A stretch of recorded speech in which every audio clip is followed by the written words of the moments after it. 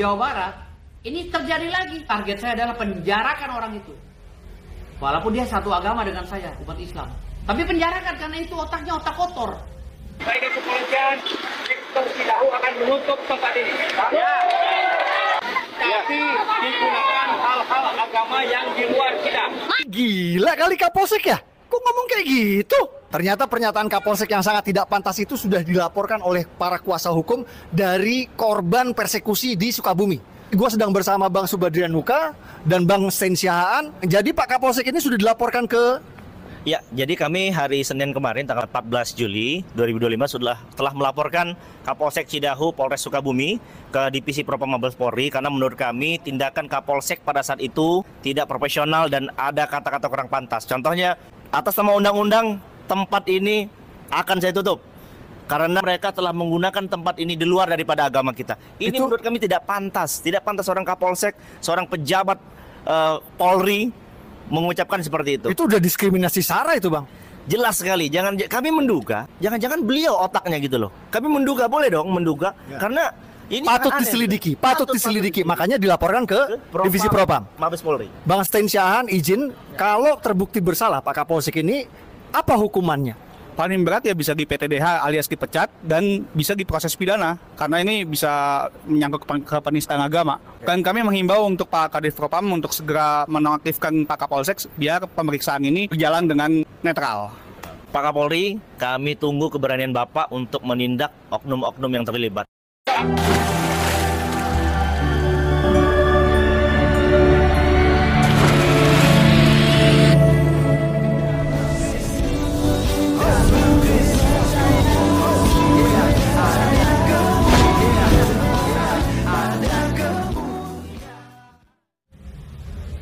Gitu loh. Tidak menghargai perbedaan. Dia tidak menghargai kebinekaan. Dia tidak memahami Pancasila. Gitu loh. Kalau berbicara masalah ibadah harus izin, lakukan persamaan hak terhadap hukum. Nah, umat Islam juga banyak kok yang teriak-teriak, zikir-zikir sampai tetangga keganggu. Ya, umat Islam juga kalau ngadain acara kadang-kadang juga nggak menghargai umat Kristiani yang lainnya, nggak menghargai umat Hindu apa segala, teriak-teriak semaunya, nggak izin lagi, gitu loh. Kita nggak usah egois lah. Saya sebagai umat Islam, ya, yang mengedepankan kasih sayang, tidak suka dengan adanya kejadian ini. Biarkan aja hukum berjalan, buat efek jerah, biar mereka nggak ketemu anak istrinya, karena bajingan-bajingan semua itu, gitu loh. Dengan adanya peristiwa intoleran ini, saya muak melihatnya. Lagi-lagi damai lagi dan otak-otak kotor yang melakukan kejahatan itu bebas berkeliaran. Jangan penjarakan bila perlu seumur hidup manusia kayak gitu. Itu mengganggu stabilitas nasional. Tapi kan mendamaikan boleh saja, hukum jalan terus gitu loh. Biar ada efek jerah. Kalau enggak nih si otak-otak kotor seperti yang dilakukan oleh oknum orang Sukabumi ini ya, ini juga harus dipenjara. Saya nggak tahu ya Sukabuminya mana ya, karena istri saya juga orang Sukabumi. Nggak tahu saya Sukabumi di mana. Oknum ya, bukan nggak semua orang Sukabumi, karena orang Sukabumi itu banyak yang baik. Bang, ini tokoh agama dan masyarakat Cidahu juga sudah memberikan statement. Oh, di Cidahu itu? Ya, Cidahu. Dia itu bilang bahwa ya dia meminta untuk hal tersebut itu tidak dibawa ke jalur hukum nih, Bang. Itu gimana tuh? Oh, saya nggak setuju. Penjara aja. Kebiasaan udah ratusan kali kok intimidasi terhadap kaum minoritas. Kenapa selesainya dengan damai? Damai boleh saja, damai ya damai. Untuk meringankan hukumannya nggak apa-apa damai. Tapi tetap di penjara. Kalau besok terjadi lagi perdamaian lalu dilepaskan lagi nih otak-otak kotor nih, saya yakin akan ada lagi peristiwa seperti ini lagi. Nggak akan ada kapok-kapoknya. Penjarain aja. Nggak usah takut-takut. Salim. Diseret-seret, hancurin sampai dibuang ke sungai. Oke, barbar sekali nih ya. Timbul debat kusir, pokoknya tidak boleh ada kegiatan keagamaan. Sampai suara kata-kata yang mungkin saya akan bela agama saya sampai teaser yang terakhir. Siapa yang ngomong? RT. Dekatin mukanya saya anjing gitu loh. Dengan bangga dia mengatakan Di sini tidak ada agama lain di luar agama. Di kami. Jangan mengotori kampung saya. Teriakannya, woi anjing keluar. Habis itu dong lempar batu. Ini sudah penistaan agama. Simbol agama dibalik, hancurkan itu, dipukulkan kemana-mana. Malah seorang Kapolsek dengan lantang berbicara di depan banyak orang. Saya tidak mau ketemu Bapak lagi lah. Capek ngomong sama Anda. Konten katanya, ini uang 100 juta dari Pak Yongki mau dikasihkan ke DKM. Bapak ini seakan-akan menyalahgunakan Bapak KDM. Kenapa membantu pemilik rumah tersebut dengan memberikan dana 100 juta tersebut? Aduh, Bapak, jangan seperti itu. Justru Bapak udah salah, harusnya minta maaf aja. Tahu diri bahwa Bapak memang salah tidak melaksanakan tugas Bapak sebagai kepala desa. Bapak KDM itu hanya meredakan dan membantu tugas Bapak sebagai kepala desa. Supaya jangan terjadi pro dan kontra yang melebar, meluas gitu loh Bapak. Bapak tahu nggak? Maksudnya itu bukan buat konten. Pemilik rumahnya itu bukan buat konten, tapi ditanyain bagaimana reaksi pemilik rumah dengan pemberian uang dari Bapak KDM. Dan rencana uangnya itu akan diberikan untuk pembangunan musola dan untuk pembangunan masjid. Itu makanya Bapak untuk kalimat itu dicerna baik-baik. Bapak dulu belajar bahasa Indonesia yang baik dah. Kenapa bisa pemahaman yang negatif kayak begitu kalimatnya? Jadi kalau misalnya mau diberikan itu langsung plek ketiplek uangnya dikasih sama Bapak gitu, sama pihak sana. Enggak, kan masih rencana gitu loh Pak. Kan rencana. Jadi saya niatnya itu mau diberikan kepada pembangunan masjid dan musola. Makanya Bapak kalimat itu dicerna baik-baik, jangan emosi dulu baru dicerna baik-baik kalimatnya. Ini kebiasaan. Kebiasaan yang tidak baik itu Bapak. Makanya kalau ada kalimat dicerna baik-baik, baru diutarakan maksudnya. Ini Bapak, maksud Bapak mengambil makna kalimat aja Bapak salah. Ini nih yang sering terjadi, makanya banyak orang yang emosi karena penyampaian salah kalimat seperti ini nih. Banyak masyarakat atau orang yang salah persepsi dengan pemahaman kalimat jadi negatif. Seperti ini nih. Bapak jangan playing victim, harusnya Bapak menyadari kesalahan Bapak. Tugas kepala desa itu apa? Bapak harus mencegah sebelum terjadinya pengerusakan tersebut. Dengan bagaimana cara mencegahnya? Sebelum terjadinya pengerusakan tersebut, harusnya Bapak memanggil banyak polisi, banyak TNI untuk mengawal itu rumah supaya jangan dirusakin. Tapi kenapa baru sekarang kalian menyesali perbuatan kalian tersebut? Sudah jelas-jelas itu intoleransi. Dan saya sangat berterima kasih ternyata Menteri Hak Asasi Manusia tidak setuju untuk jadi penjamin penangguhan penahanan. Salam Elechem Besem Yeshua HaMashiach. Salam damai sejahtera dalam nama Tuhan Yesus Kristus untuk kita semua. Teman-teman sekalian, pada kesempatan kali ini kita akan membahas mengenai kepala desa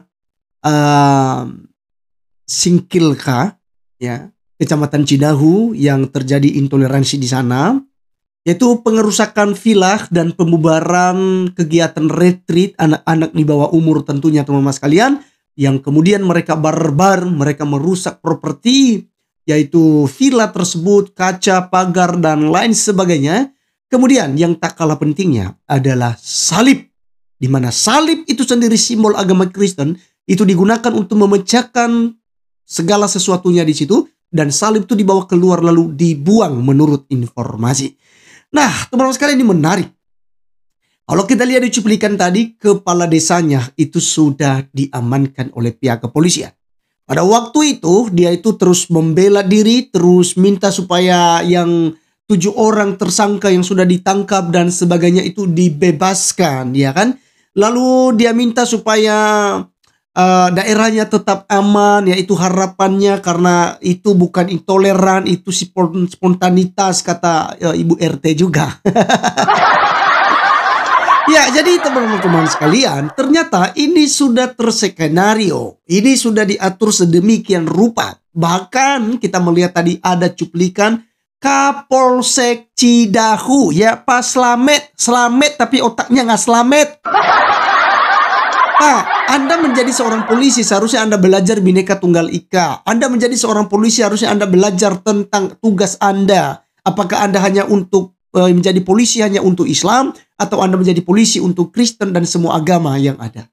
Tapi kalau kita melihat di dalam video tadi dicuplikan, ini jelas ya bahwa dia sendiri atas nama undang-undang kami tutup itu. Ya, karena villa itu sudah digunakan ya untuk beribadah di luar agama kita. Kami tidak mengizinkan ya agama lain mengotorin lingkungan kita. Wah. Ya. ketok kepalanya ini. Teman-teman sekalian nih, kalau mungkin saya atasannya, saya ketok kepalanya dulu.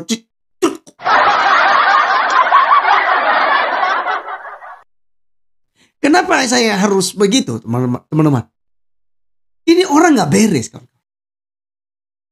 Negara ini menjamin kebebasan untuk beragama, beribadah, berdoa. Tidak harus dapat izin. Yang dapat izin itu ketika membangun rumah ibadah. Kalau orang Kristen beribadah di rumah sama seperti Anda sholat di rumah Anda. Orang Kristen tidak buat ibadah yang menghalangi kemudian fasilitas umum, ya, kegiatan-kegiatan umum seperti yang kalian lakukan biasanya. Sholat di jalanan, ya, berbaris itu di tengah-tengah jalan dan segala macam. Di lorong-lorong rumah dan segala macam kalian buat. Orang Kristen tidak melakukan itu. Yang dilakukan mereka ibadah di rumah, jelas-jelas itu retreat. Kenapa kalian kemudian bubarkan? Nah, jadi teman-teman sekalian, kepala desa sudah diamankan. 8 orang yang tersangka pada waktu itu juga yang kemudian istrinya menangis-nangis. Minta beras sama sama gubernur, ya, Kang Deddy Mulyadi. Ini lucu dan memalukan. RT-nya juga, iya, tapi ini kan terjadi spontanitas, Pak. Anak-anak itu kan tidak tahu seperti itu. Gimana spontanitas? Itu sudah jelas-jelas sudah diatur oleh kepala desa, oleh polsek, oleh tokoh agama di sana, dan masyarakat sekitar yang tentu saja itu punya otak harusnya. Tapi sebaliknya, tidak punya otak. Jadi teman-teman sekalian, kalau seorang polsek saja, seorang pemerintah, aparat kepolisian, ini melakukan tindakan-tindakan seperti ini, bagaimana negara ini? Ya, ini sudah dibungkus dengan, waduh, rapi sekali. Kita melihat video yang beredar bagaimana Pak Slamet itu yang memberikan hormat kepada Kang Deddy Mulyadi, ya, seorang gubernur, ya, adem-adem wae, ya, begitu ramahnya, begitu sopannya. Ternyata jangan-jangan seperti yang dikatakan oleh pelapor tadi, pengacara dari korban, ya, jangan-jangan beliau adalah otak di balik semuanya. Jangan-jangan. Ini mengerikan, kawan. Mengerikan sekali. Ya, kita berharap bahwa pihak penyidik itu terus gali informasi. Dan saya berharap pengacara-pengacara Kristen, ya, yang sudah mengambil bagian di dalamnya, usut tuntas. Kalau ada 50 orang yang kemudian terlibat di dalamnya otak, ya, setuju sepakat dalam semuanya, bila perlu, ya, ditangkap. Ya, ditangkap. Kalau memang negara kita mau adil, kalau negara kita mau tegas untuk memberantas semua kaum intoleran yang ada. Ini kita tidak bicara oknum lagi loh, teman-teman. Ini jelas-jelas kelompok Islam yang radikal. Coba ditanya, Pak Kapolsek Islam bukan? Islam. Kepala desanya Islam bukan? Islam. RT-nya Islam? Islam. Tokoh agamanya Islam? Ya, Islam. Gitu loh. Jadi kalau kita bicara ini oknum-oknum lagi, ini bukan oknum, tapi ini sudah kelompok yang belajar mungkin agama secara salah. Pada akhirnya mereka menjadi radikal. Teman-teman sekalian, kita hanya bisa berdoa supaya Tuhan yang Maha Kuasa itu memberikan, ya, solusi terbaik sehingga hal ini bisa diselesaikan. Ya, itu harapan kita. Ya, dari petinggi-petinggi gereja kita juga seperti PGI, PGLI, KWI itu seharusnya bersuara juga dalam hal ini. Sehingga pihak pemerintah dan polisi tentunya, ya, aparat itu dengan tegas dan benar-benar kerja keras untuk mengusut tuntas kasus intoleran yang terjadi ini supaya tidak terjadi di kemudian hari. Baik teman-teman sekalian, demikianlah yang saya bisa sampaikan, ya. Silakan tulis apa menjadi pendapat saudara di kolom komentar. Tuhan Yesus memberkati kita. Salam.